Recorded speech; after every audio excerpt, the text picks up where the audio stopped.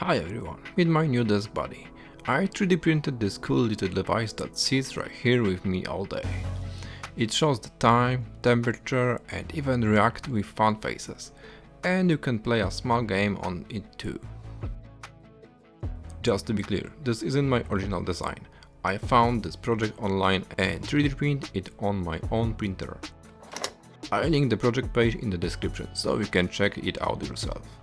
So, what exactly it is? It's basically a little desk companion built with a 3D printed body and some simple electronics.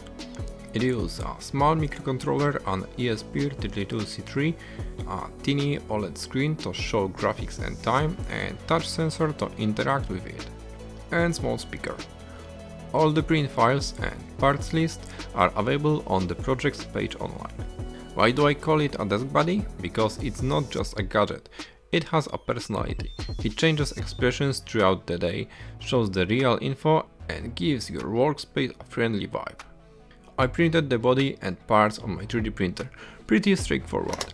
Everything fits together nicely. Then I added the small electronics and upload the code.